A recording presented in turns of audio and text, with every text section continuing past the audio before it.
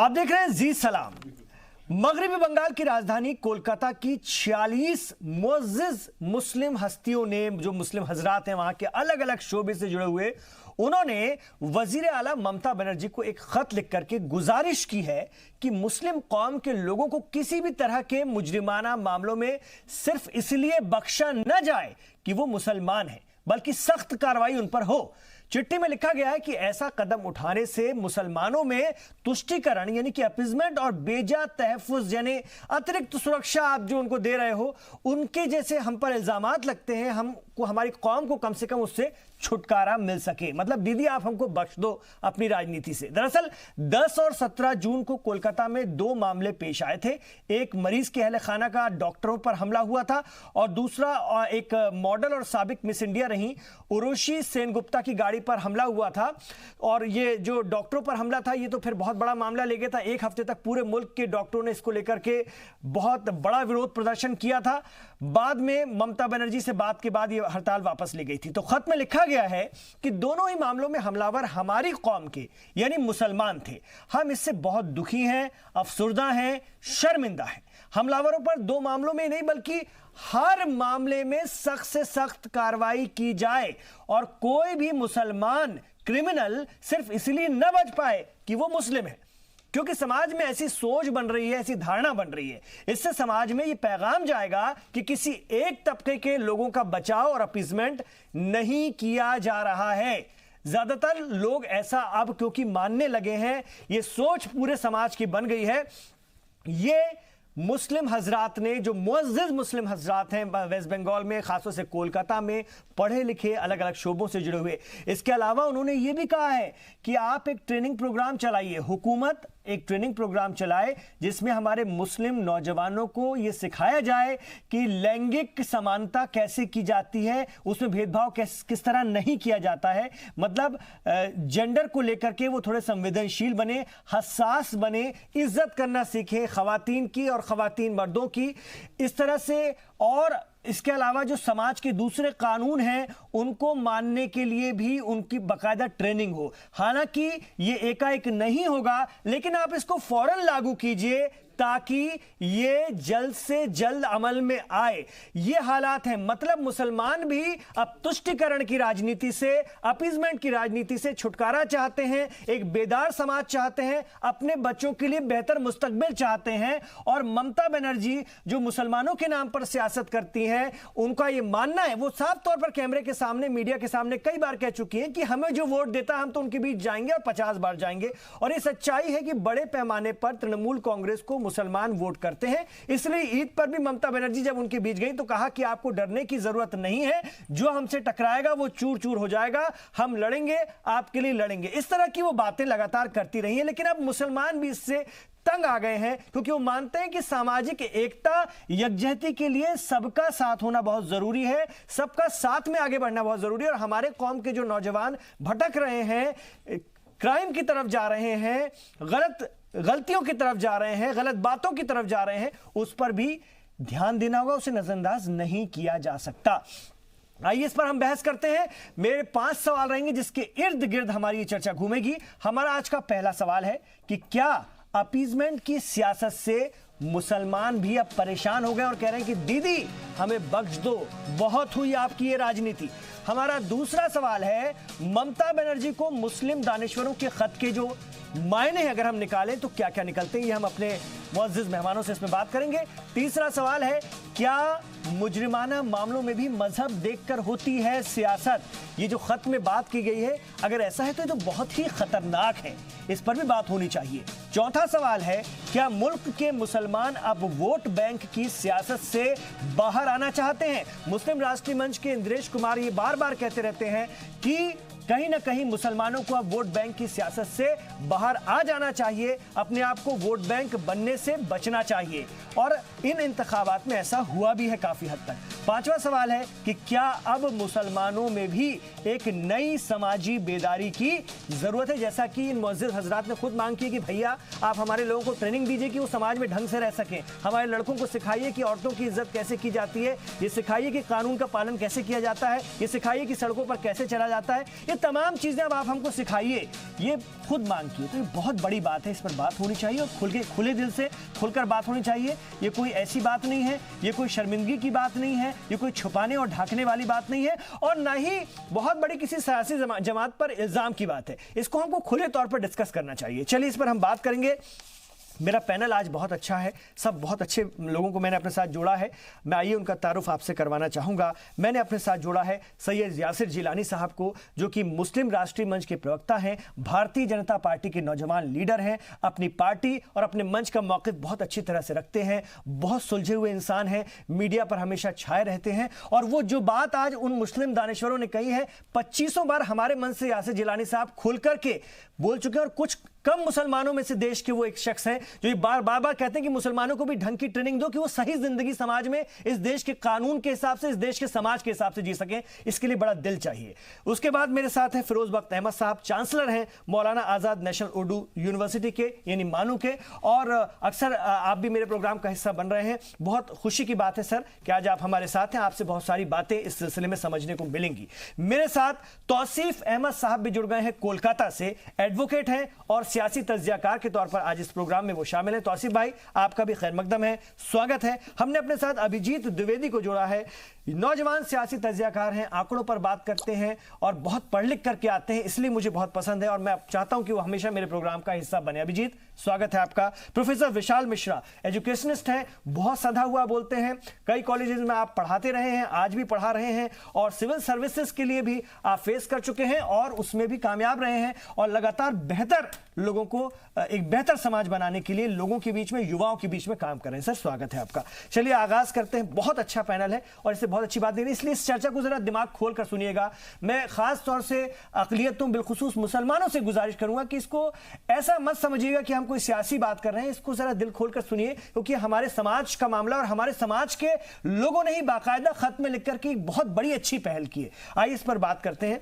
तो यासिर जिलानी साहब, ये तो वही बात हो गई जो आप बरसों से कह रहे हैं, आपका बड़ा विरोध होता है, आपके समाज के बीच में आपका विरोध होता है, लेकिन आज कहीं ना कहीं समाज को भी अभी समझ में आ गया है कि भैया अब हमें इससे बाहर आना पड़ेगा और हमें अगर हमारे बच्चों का मुस्तकबिल बढ़िया चाहिए तो आज से इसी वक्त से प्रयास शुरू कर देने पड़ेंगे। देखिए, अभी जो मामला सामने आ गया, सडनली आपने उर्वशी सेन गुप्ता का जो अपना पैकेज दिखाया उसमें नाम लिया, और वो मेडिकल के अंदर जो अस्पताल में जिस तरीके की हरकत हुई थी पूरे हिंदुस्तान ने देखा था। लेकिन मैं थोड़ा सा पीछे जाना चाहूँगा, और आपने सही कहा कि हमने कई सारी डिबेट करी है।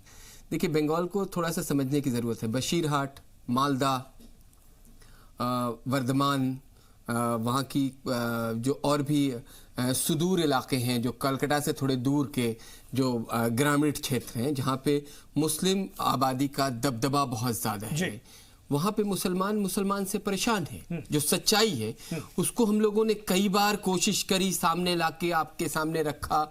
हमने चैनल के माध्यम से, हमने पेपर पे लिखने के माध्यम से, सोशल मीडिया पे लिखा, लेकिन आपको याद है एक वहाँ के टीपू सुल्तान के मस्जिद के इमाम है बरकती साहब, बड़े इमाम है, किस तरह की बात उन्होंने आज से 1.5-2 साल पहले एक चैनल पे जिस तरह के अल्फाज उन्होंने निकाले थे मेरे लिए चैनल पे बैठ के, वो पूरे हिंदुस्तान ने देखा था। मेरा मकसद किसी भी कौम के ऊपर उंगली उठाने की बात नहीं है, लेकिन कौम के लिए जो अच्छी बात इस्लाम के थ्रू आई है, क्या इस्लाम ने सफाई को आधा ईमान का हिस्सा नहीं बताया? आप बंगाल के इन जगहों पे आप चले जाएं जहां पे मैंने नाम लिया है, यकीन माने गंदगी का अंबार है। गंदगी अपने उनकी लाइफ में चारों तरफ गंदगी में रहते हैं, वो एक गंद भरा रहता है, वहां पे वो छोटे छोटे जगहों पे रहते हैं। मुसलमानों की आबादी बेइंतहा है। मैं बात करूंगा तो हो सकता है कोई ना कोई उसकी मुखालफत कर दे। अभी आप यकीन माने कि जो कहीं ना कहीं बॉर्डर इलाके से लोग आए हुए हैं, या जो बहुत नीचे तबके में हैं, जिनकी जो बेहद आप मान लीजिए कि वो किसी तरह की उनकी सुविधा नहीं है उनके पास, लेकिन वो वहां रह रहे हैं, अपनी आबादी डे बाय डे, एक फैमिली में 6-7 बच्चे तो रेगुलर हैं। ये सच्चाई है। आपकी आंखें कब खुलेंगी? हम लोगों ने बार बार कहा कि एक अगर बच्चा होता है, 2 बच्चा होता है, तो आप कुपोषण के शिकार नहीं होंगे, आपको भोजन अच्छा मिलेगा, आप खाना अच्छा खाएंगे, उसको पढ़ा पाएंगे, आप उसको एक अच्छा सेहतमंद बच्चा बना पाएंगे। लेकिन मानने के लिए तैयार नहीं। कुछ संकीर्ण और संकुचित सोच के जो तथाकथित धर्मगुरु हैं, वो जब भी हम लोगों ने कोशिश करी कि उनको समझाया जाए, वो आके उस पे पानी फेर देते। लेकिन सर अब ये देखिए ना यासिर जिलानी साहब कि कोलकाता के स्कॉलर्स अलग अलग शोबों से जुड़े हुए अच्छे मुसलमान, मतलब जिन्होंने पढ़ाई लिखाई की और अलग अलग फील्ड में काम कर रहे हैं, वो ये चिट्ठी लिख रहे हैं। हाँ, तो सोचिए इसको कैसे हम देखें। इस बार उलमा हज़रात हैं, देखिए जिन लोगों के नाम है उनके उस लेटर के अंदर, आप यकीन माने सब कहीं ना कहीं बहुत नुमाया कर रहे हैं, पढ़े लिखे लोग हैं। वो क्यों बेचैन हैं? वो इसलिए बेचैन है कि उनका घरों से निकलना मुश्किल हो गया। अगर कोलकाता में रह रहे हैं और ग्रामीण इलाके में उनकी जमीन खाली है, या उनका कोई प्लॉट है, या उनका कोई घर खाली है जिसमें उन्होंने किसी को किराए पे दे रखा है, वो किराएदार पिछले 10-10 साल से निकल नहीं रहा है, और मुझे कहने में कोई गुरेज नहीं होगा इमरान साहब कि वो भी मुसलमान है। मुसलमान ने मुसलमान को किराएदार बनाया है, लेकिन उनके घर से बाहर नहीं निकल रहे। ये मैं बेसिक पहलू पे बात कर रहा हूं, इस पे कोई बात नहीं करता है। इस पे बात करेंगे तो लगता है कि हम मुसलमान को टारगेट कर रहे हैं, लेकिन यकीन माने कि मैं टारगेट नहीं कर रहा हूं। मैं आंख खोलने की बात कर रहा हूं कि अब भी आंख खुले आपके लोगों ने, आपके जो दानिश्वर है कैलकाटा के, जब वो घर से निकलते हैं, उनकी गाड़ी किसी से टच हो जाती है, तो वो मारने से पहले आपको पूछते नहीं है। इसलिए उन्होंने ये तय किया है कि जो क्राइम बढ़ी है, मोस्टली क्रिमिनल जो है वो माइनॉरिटी से हैं, और माइनॉरिटी से मुसलमान हैं। मोस्टली जो दादागिरी वहां होती है, जो हफ्ता वसूली करते हैं, जो तमाम बॉर्डर इलाके से इधर का माल उधर भेज रहे हैं और उधर का माल जो स्मगलिंग हो रही है वो मुसलमान कर रहे हैं। कहने में कोई गुरेज नहीं है। आज जब वहां के दानिश्वर सामने आए हैं, तो मैं खुल के कहना चाहूंगा कि अब भी वक्त है मुसलमानों, कैलकाटा में खास करके, कि आप और ज्यादा तादाद में सामने आए। जैसे आप छोटी छोटी चीजों पे बहुत बड़े बड़े एहतजाज करते हैं, बहुत बड़ी बड़ी कैंडल लेके आप, एक पूरी गैंग सामने आती है सड़कों पे, आप स्ट्रीट पे निकल आते हैं। इस वक्त भी आप निकल के आए। अगर आप अपने बच्चों के मुस्तकबिल को संभालना चाहते हैं, सुधारना चाहते हैं, उन्हें एजुकेट करें, उन्हें कोशिश करें कि आप सब कुछ भूल जाएं, और ये कोशिश करें। आपकी एक जो तीसरी महत्वपूर्ण बात है, जेंडर इक्वालिटी की जो बात आप कर रहे थे, वहां पे ये एहसास नहीं है जो मुस्लिम नौजवान जाहिल हैं, जो शादी करते हैं, जो सबसे ज्यादा ट्रिपल तलाक जैसी कुप्रथा जो है, ये तलाक बिद्दत कहीं इस्तेमाल किया जाता है तो बंगाल के सुदूर ग्रामीण इलाकों में, जहां पे और एक एक मर्द ने 3-3, 4-4 शादियां कर रखी हैं, चाहे वो बांग्लादेश से लेके आया है, चाहे वो वहीं पे उन्होंने शादी करी हुई है, और वो जो औरतों के साथ ट्रीट अमानवीय व्यवहार करता है, यकीन माने कि उसको पता नहीं किसने ये इस्लाम में पढ़ा दिया कि औरतें जो हैं वो सिर्फ आपकी एक वस्तु चीज है। बेवकूफ औरत, तुम्हारी मान सम्मान और जो मातृत्व शक्ति है, उसी की वजह से आज हमारा वजूद है। ये तुम कैसे भूल गए? और इस्लाम के अंदर भी, अगर इस्लाम के नजरिए से भी देखेंगे तो आप, क्योंकि वो मौलवी जो तथाकथित धर्मगुरु हैं, उन्होंने कभी भी हजरत आयशा को सामने लाके नहीं रखा, नहीं बताया कि हजरत आयशा कौन थी, हजरत उम्मे कुलसुम कौन थी, हजरत फातिमा कौन थी। उन लोगों ने उससे भी महरूम रखा, और उन जाहिलों को ये हालत हो गई है कि वहां औरतों की हालत जीरो है। मैं पढ़े लिखे तबके से, खास करके अगर बंगाल में मुझे लोग देख रहे हैं, मेरी गुजारिश है कि अभी तो आप 40-50 लोग बाहर निकल के आए हैं, आपको हजारों की तादाद में आना है। अगर मुस्लिम बच्चों के मुस्तकबिल को आप ठीक करना चाहते हैं, ये मेरी रिक्वेस्ट है। और मेरी बात को आप जरा सा भी डिफरेंट वे में मत ले जाइएगा। और मैं उन धर्मगुरु से न तब डरा था, मैं बता दूं, ना मैं टीपू सुल्तान के बरकती साहब से 2 साल पहले डरा था, और ना आज मैं डरूंगा। आज भी मैं सीना ठोक के, क्योंकि मैं चाहता हूं कि मेरी कौम और मेरे जो आने वाले मुस्तकबिल के बच्चे हैं वो IAS, IPS, इंजीनियर, डॉक्टर उसी बंगाल से सबसे ज्यादा बने। अभी रेशियो 0 है, जहां से सबसे ज्यादा एजुकेटेड बच्चों का रिकॉर्ड था, आज वो स्टेट 0 है, क्योंकि वहां पे कहीं ना कहीं तुष्टीकरण हावी है, वहां कहीं ना कहीं उसकी सच्चाई हावी है और जहालत साहब, अगर उसकी सच्चाई अगर हम देखें तो पूरे देश की कुल आबादी में मुस्लिम आबादी जो है 14% है, और बंगाल की कुल आबादी में मुस्लिम आबादी 28% है, जस्ट डबल है। ये वहां के बहुत बड़ी वजह है को आप सोचना पड़ेगा की सियासत होने की। फिरोज बख्त अहमद साहब के पास मैं जानना चाहूंगा, बहुत बड़े स्कॉलर हैं और चांसलर है मौलाना आजाद नेशनल उर्दू यूनिवर्सिटी के मानू के। सर, ये अगर ऐसा हो रहा है किसी भी अपीजमेंट के तहत कि जो क्रिमिनल है, अगर वो मुसलमान है तो उसको राहत है, अगर वो क्रिमिनल मुस्लिम है तो उसको काफी हद तक बख्श दिया जाता है। ये तो बहुत ही खतरनाक हालात हैं। और अगर इस कदर इस तरह की सियासत हो रही है तो ये तो अराजकता है। अराजकता की सीमा भी हम लगता है करीब पार कर गए, जिसका खुद मुसलमानों ने ऐतराज जताया है। देखिए इमरान साहब, काफ़ी बातें तो यासिर जिलानी ने बबांगे दहल बता दी हैं। कुछ चीज़ें मैं भी बताना चाहूँगा। देखिए, बंगाल से मेरा दिल का रिश्ता है। उसकी वजह यह है कि वहाँ की ब्राइट स्ट्रीट में, जो कि पार्क सर्कस में, मेरे वालिद वहाँ रहा करते थे, वहीं उनका इंतकाल भी हुआ था। मेरा काफ़ी कलकत्ता आना जाना रहा। अभी कुछ 8-10 साल पहले की बात है कि हिंदुस्तान टाइम्स के एक जर्नलिस्ट थे, उनका आधा नाम हिंदू था आधा मुस्लिम था। तो मैंने उनसे पूछा, भाई आप हिंदू हो या मुसलमान? तो हंस के कहने लगे मैं बंगाली हूँ। तो एक नेशनलिस्ट जो फीलिंग थी, उस नेशनलिज्म को, फीलिंग ऑफ नेशनलिज्म को फीलिंग ऑफ कम्युनलिज्म में तब्दील कर दिया गया है। ममता मास लीडर थी, लेकिन अब पता नहीं उनको क्या हो गया। अल्लाह उनको नेकी की तौफीक दे, अल्लाह उनको अच्छाई के रास्ते पर चलाए। उन्होंने बंगाल को हिंदू और मुस्लिम में कन्वर्ट कर दिया है। हालांकि कई लोग इसका इल्जाम जो हुकूमत है इस पर भी लगाते हैं, लेकिन मैं समझता हूं ऐसा कुछ नहीं है। इसलिए ऐसा हो पा रहा है सर, क्योंकि देखिए अगर मैं 2019 के आंकड़ों को देखूं लोकसभा चुनाव के सर, तो 63% वोटर्स जो है टीएमसी की तरफ गए हैं मुसलमान। कांग्रेस को 14% मुसलमानों के वोट मिले और 9% लेफ्ट को मिले। ऐसी 22 सीटें जो है तृणमूल कांग्रेस ने जीत ली। इसलिए ममता बार बार झुकती हैं और बार बार उस तरफ जाती हैं और हर उनकी जिद पूरे करने को तैयार। मैं उसी पे आ रहा हूं इमरान, मैं उसी पे आ रहा था। आपने सवाल कर दिया, चलो अच्छी बात है और क्लियर हो जाएगा मामला।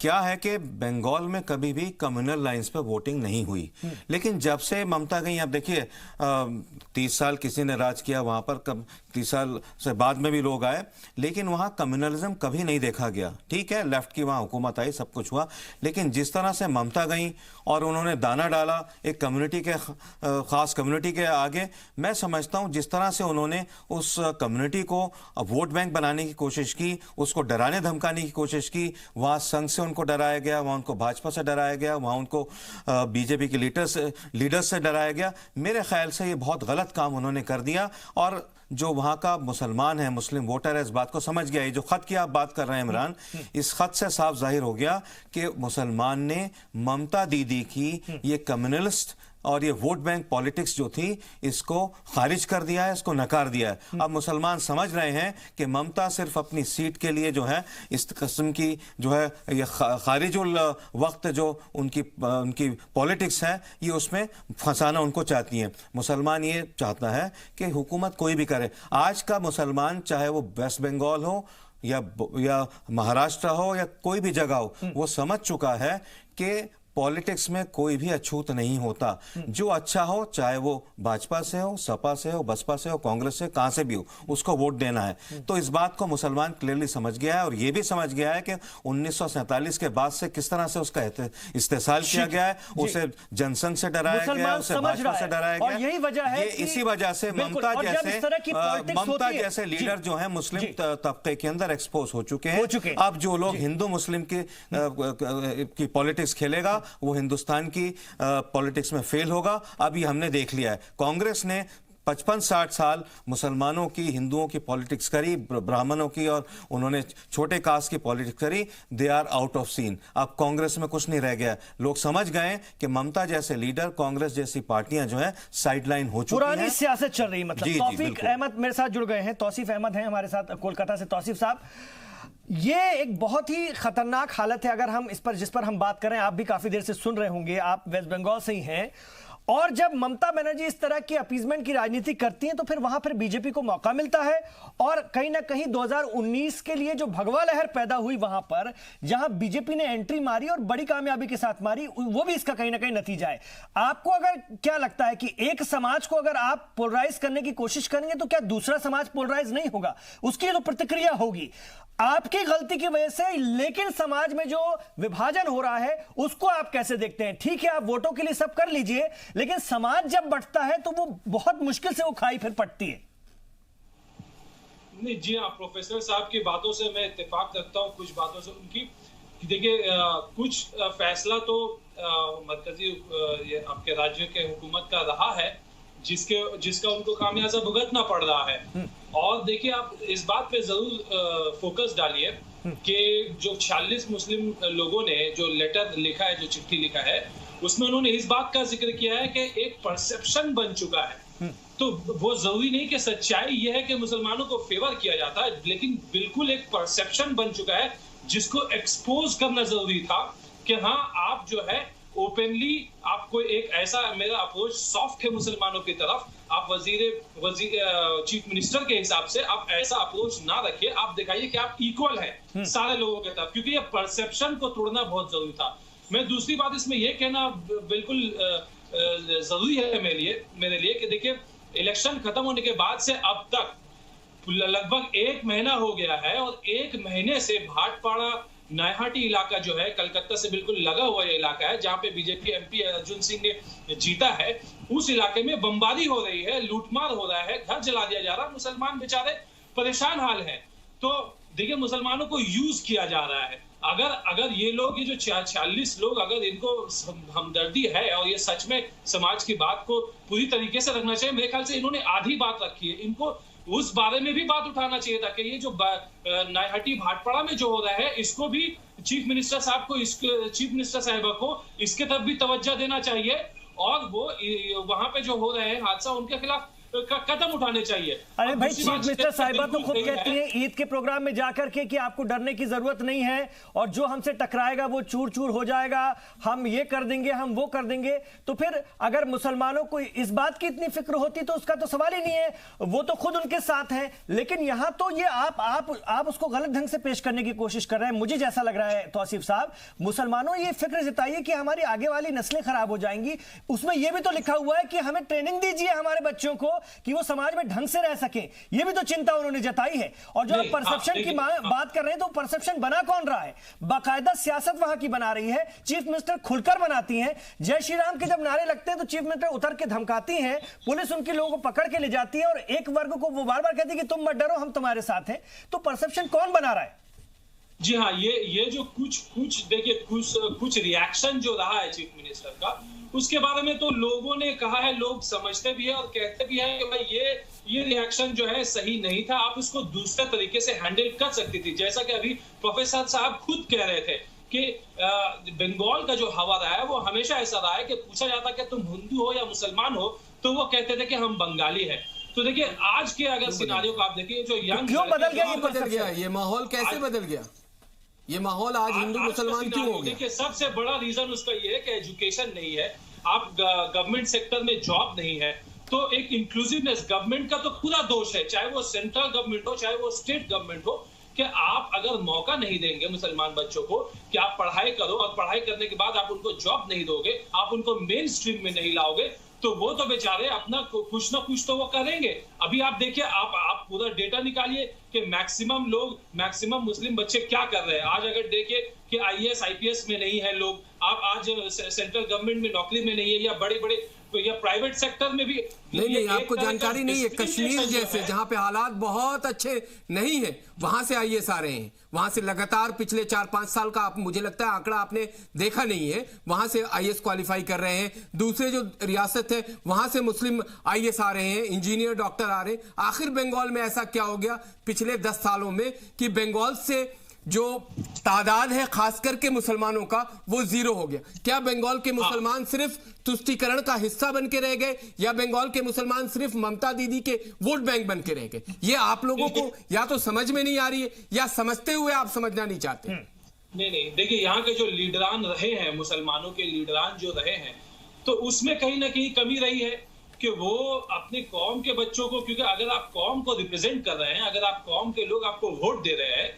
तो उनको भी आपको एजुकेशन देना चाहिए। ये तो बिल्कुल इसमें तो कोई इनकार नहीं कर सकता कि भाई अगर और एक चीज आपने नोट की होगी, आज चिंता किस बात की, आज फिक्र इस बात की है कि भाई जो इस तरह के क्राइम में निकल रहे हैं लड़के, या जो इस तरह के क्रिमिनल बन चुके हैं, उनको बचाइए भी मत, उनको सख्त से सख्त सजा दीजिए, बल्कि और सजा दीजिए, ये कहते हुए कि वो मुसलमान है। ये मतलब ये खुद कौम के लोगों को अच्छे लोगों को कहना पड़ा, तो आप सोचिए कि इमरान, किस तरफ, किस खतरनाक हालत की तरफ ले जाया जा रहा है। सेंटेंस है मेरा, देखिए नहीं, बात आई, ये बात है, देखिए, हम एक लोग सेकंड मैं एक सेकंड बिल्कुल चाहूंगा, एक लम्हा मुझे दे दी। देखिए बात आई तुष्टिकरण यानी अपीजमेंट की। ये बड़ी बदकिस्मती की बात है कि मुसलमानों का तुष्टिकरण यानी अपीजमेंट किया गया, उनको एम्पावर नहीं किया गया, उनको सशक्तिकरण नहीं दिया गया। तो यही जो है खत में भी आया है, मुसलमान समझ गया कि जिसने भी उनको इस्तेमाल किया कि हम आपकी उर्दू को जगह देंगे, हम आपके बच्चों को अच्छी तालीम देंगे, आपके इलाकों में अच्छे हॉस्पिटल बनाएंगे। हो क्या रहा है, वेस्ट बंगाल में सबसे ज्यादा पुलिस स्टेशन जो बने हैं मुस्लिम आबादियों में बने हैं। ये सोचने की बात है। देयर शुड बी स्कूल्स, वहाँ डिस्पेंसरीज होनी चाहिए, वहाँ अच्छे हॉस्पिटल होने चाहिए, वहाँ अच्छे इंस्टीट्यूशंस होने चाहिए। क्या हो रहा है वेस्ट बंगाल में? पिछले आप जब से ममता दीदी आई हैं वहाँ थाने ज्यादा बना रही हैं। अरे भाई क्या है, आप उनको तालीम दीजिए, उन्हें आगे बढ़ाइए, इसकी जरूरत है, जैसा कि यासिर ने अभी बताया। बहुत बड़ी बात जी। जल्दी से तौसीफ साहब अपनी बात रखिए, फिर बाकी दो मेहमानों के पास भी जाऊंगा। जी जो बात जी फिरोज साहब कह रहे हैं, और जो मेरी बात थी उसको भी बताइए कि जो बात चिट्ठी में जो खदशा है, जो फिक्र है, उस पर भी कितनी बड़ी गौर करने की जरूरत है। अगर बचाने की थोड़ी भी कोशिश होती होगी इस आधार पर कि मुसलमान है, थोड़ा सॉफ्ट हो जाओ, तो ये तो बहुत खतरनाक हालत है। नहीं, ये बिल्कुल खतरनाक है। अगर आप उनको, कोई अगर एक क्राइम करता है तो आप उनको सजा दें, क्योंकि आप अगर उनको ये कह करके कि मुसलमान इनको बचा लो, तो ये तो आप उनका ही नुकसान कर रहे हैं। ये लॉन्ग टर्म में, आज तो आप अपने फायदे के लिए उनको बचा लेंगे, बचा करके आप क्या करेंगे? आप गुंडे पाल करके अपने पार्टी में इस्तेमाल करेंगे। आपका इरादा क्या है? ऐसा तो नहीं होना चाहिए। अगर कोई इस इरादे से बचाता है कि मुसलमान ने बचा लो, तो ये तो बिल्कुल सरासर गलत है। अगर कहीं पे कोई गलत है तो उसको रिफॉर्म होना चाहिए। लेकिन मैं उसी वक्त ये भी बात कहूंगा कि जिन लोगों ने आज एक लेटर दे करके एक डिबेट देके अगर इस बात को कि हाँ रिफॉर्म होना चाहिए, तो बिल्कुल सही है। लेकिन अगर ये कह दिया जाए कि यही लोग बदमाश है, यही लोग ही सारे जुर्म में शामिल है, ये एक पर्टिकुलर कम्युनिटी है जो बदमाशी करती है, तो आप देखिए यही पर्टिकुलर कम्युनिटी भाटपाड़ा इलाके में मार खा रही है, बम मारा जा रहा है तो एक ना बिल्कुल आपको थोड़ा ब्रॉडर पर्सपेक्टिव रखना होगा। ठीक है, ताकि इससे ठीक है, मैं आपकी बात को भी भी समझ रहा हूं, लेकिन लेटर में बहुत सारी बातें एकदम साफ साफ लिखी हैं, उसमें दुख और शर्मिंदगी भी दिखाई गई है, जताई गई है कि हम शर्मिंदा हैं कि ये जो क्राइम हुए पिछले दिनों उसमें हमारे लोग शामिल थे, इससे हमारी आंखें भी झुक जाती हैं। और फिर वो ये कहते हैं कि भाई इनको बचाना मत, या इस आधार पे कि हम एक बड़ा वोट बैंक है तो आप उनको निकाल लो क्योंकि आपको सपोर्ट करते हैं। ये हालत आप मत बनाइए, क्योंकि इसका दूरगामी परिणाम जो होगा वो बहुत खतरनाक होगा। तो एक दूरंदेशी के हवाले से भी बात कही गई है।